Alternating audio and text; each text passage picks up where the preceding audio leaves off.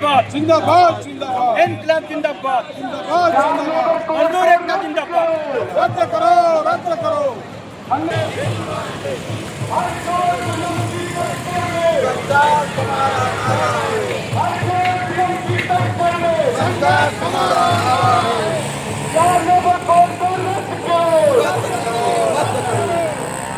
मनरेगा को बहाल करो,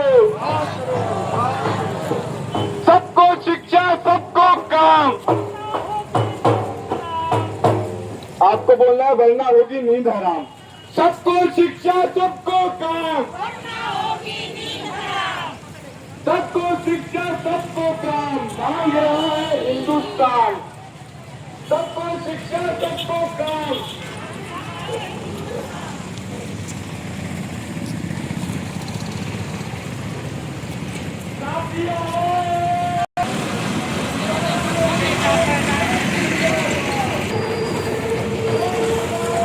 आज संपूर्ण महाराष्ट्रामध्ये केंद्र सरकारने जे काही 44 कामगार कायदे होते ते 44 कामगार कायदे आज सरकारने बदलवून त्याच्यामध्ये 4 श्रमसंहिता ठिकाणी आणलेले आहेत आणि म्हणून संपूर्ण देशभरामध्ये कामगार कर्मचारी कृती समितीच्या वतीनं या ठिकाणी आवाहन करण्यात आलेलं आहे। आज वर्धा जिल्ह्यामध्ये देखील आपण या ठिकाणी कामगार कर्मचारी कृती समितीच्या वतीनं हा आज संपाचा मोर्चा या ठिकाणी आपण काढत आहोत। खरं तर जे 4 श्रमसंहिता आहेत ते 4 श्रमसंहिता हे भांडवलदारी यांना पोषक होणारे हे कामगार कायदे आहेत।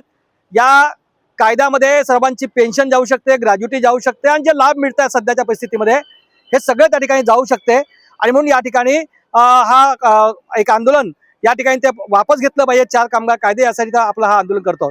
दुसऱ्या सरकारने नुकतेच या ठिकाणी जो बजेट सादर केलेला आहे त्या बजेटमध्ये ज्या योजना कामगार आहेत आज हल्लीच्या परिस्थितीमध्ये 98% कंत्राटी कर्मचारी आहेत म्हणजे योजना कामगार सहित आणि फक्त 2% फक्त या ठिकाणी संघटित कामगार आहेत। याची संख्या मोठी आहे, त्या संख्येवर त्याला कमीत कमी बजेटमध्ये सादर करायला पाहिजे होतं। आशा असेल, अंगणवाडी असेल, शालेय पोषण आहार कर्मचारी असतील, या अंशकालीन स्त्री परिचर असतील, या ठिकाणी सगळे जे कर्मचारी आहेत त्या कर्मचाऱ्यांना त्यांच्या तोंडाला पाणी फुटलं। बजेटमध्ये कुठेही वाढ केली नाही।